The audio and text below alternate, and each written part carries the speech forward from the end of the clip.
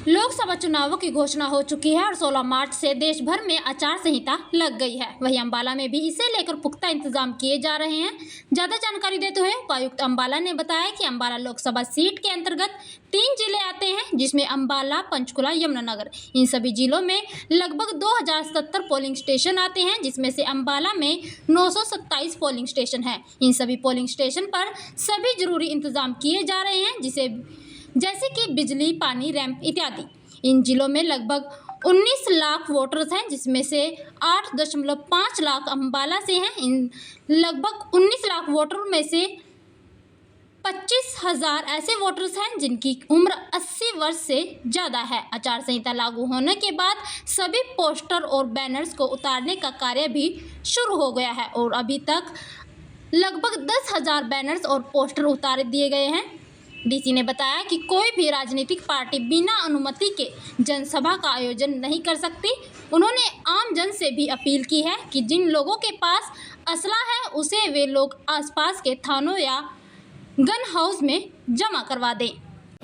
जैसा कि आपको पता है कि अब 16 तारीख से आचार संहिता पूरे कॉन्स्टिट्यूएंसी के लिए लगा दी गई है, तो इसके लिए प्रशासन के द्वारा पूरे प्रबंध कर दिए गए हैं। मैं कुछ फैक्ट्स आपकी जानकारी के लिए बता देता हूं कि अंबाला जो कॉन्स्टिट्यूएंसी है, इसमें 3 डिस्ट्रिक्ट आती हैं, पंचकुला, अंबाला और यमुनानगर। टोटल मिलाकर के तीनों जिलों के पोलिंग स्टेशंस बनते हैं 2077, जिसमें से 45% पोलिंग स्टेशंस यानी कि 927 पोलिंग स्टेशंस अकेले अंबाला डिस्ट्रिक्ट में आएंगे।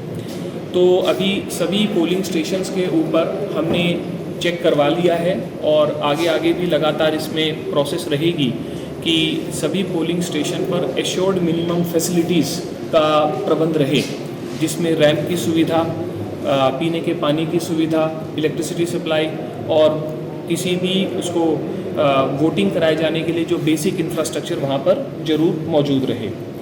यदि अगर हम इस पूरी कॉन्स्टिट्यूएंसी की बात करते हैं तो पंचकुला, अंबाला और यमुनानगर में टोटल मिलाकर के 19.5 लाख वोट बनती हैं। This is the registered voters.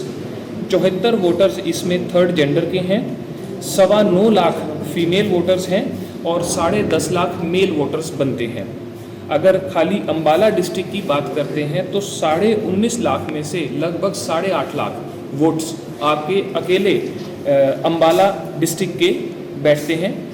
ख़ास बात इसमें देखने वाली ये है कि 80 से ज़्यादा उम्र के जो वोटर्स हैं 25,828 हैं, तो इनका भी खास ध्यान रखा जाएगा। संहिता के चलते हमारे पास हमने सभी ड्यूटीज़ लगा दी गई हैं। ड्यूटीज़ में मुख्य तौर पर इंटरस्टेट नाके, यानी कि जिसको एक तरीके से हम स्टैटिक सर्विलेंस टीम बोलते हैं, इस तरीके से ही हमारे पास वीडियो सर्विलेंस टीम है, फ्लाइंग स्क्वाड्स हैं, वीडियो व्यूइंग टीम है और MCMC that is media certification and monitoring committee, इन सब की ड्यूटी लगा दी गई है। भारत के जो ये अब आम चुनाव होने जा रहे हैं उसमें अंबाला कॉन्स्टिट्यूएंसी में सारी गतिविधियों को मैनेज करने के लिए, मेंटेन करने के लिए, डेली रिपोर्टिंग के लिए, ड्यूटीज़ को चेक करने के लिए कंट्रोल रूम भी बनाया गया है, जो कि हमारा जो इलेक्शन दफ्तर है उसका कमरा नंबर 101 और 102, 2 कमरों में कंट्रोल रूम की व्यवस्था की गई है। अब आचार संहिता के चलते सरकारी दफ्तरों से और किसी भी प्राइवेट प्रीमाइसेस से भी और जो सेमी गवर्नमेंट बिल्डिंग्स हैं वहाँ से पोस्टर्स और बैनर्स को उतारा गया है। अभी तक की जो संख्या है लगभग 10,000 पोस्टर, बैनर्स उतार दिए गए हैं और भी अभी इस पर लगातार कार्रवाई चल रही है। ये डेली रिपोर्टिंग रहेगी। During the period of the model code of conduct, यानी कि जब अनाउंस किया गया है और जब तक चुनाव की प्रक्रिया पूरी नहीं होती, अंबाला कॉन्स्टिट्यूएंसी में और अंबाला डिस्ट्रिक्ट में आचार संहिता लागू रहेगी, जिसके दौरान किसी भी तरीके से किसी भी पॉलिटिकल फंक्शनरी के द्वारा कोई भी मीटिंग नहीं बुलाई जा सकती, कोई भी जनसभा की जाएगी विदाउट प्रायर परमिशन नहीं हो सकती। यदि कोई भी इस तरीके की परमिशन के तहत अगर कोई जनसभा करता भी है तो उसका बकायदा खर्चा मेंटेन किया जाएगा और खर्चा उसके पॉलिटिकल पार्टी के अकाउंट में जाएगा। नामांकन हो जाने के बाद जो खर्चा है वह कैंडिडेट के खाते में जाएगा। तो ये आचार संहिता के जो प्रावधान हैं उस हिसाब से कार्य हो रहा है।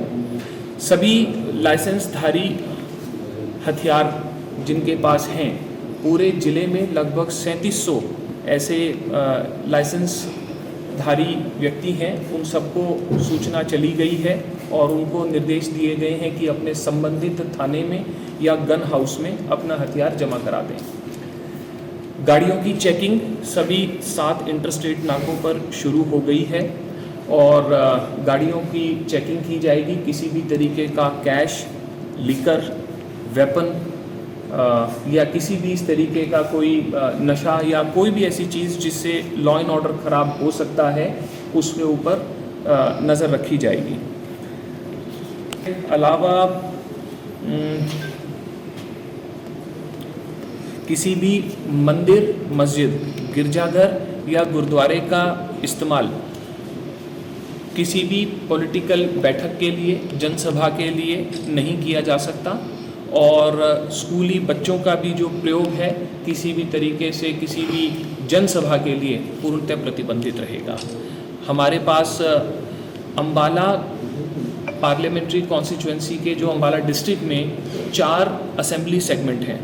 हर असेंबली सेगमेंट में 2-2 फ्लाइंग स्क्वाड की टीम तैनात रहेंगी और यदि कोई भी कैंडिडेट आएगी तो तुरंत उसको फ्लाइंग स्क्वाड को उस मौके पर भेज करके उसके ऊपर जो आवश्यक कार्रवाई बनती है वह की जाएगी। तो इसे ज़िला जो है वह पूरी तरीके से तैयार हो रहा है और we are definitely going to conduct the elections in Ambala constituency.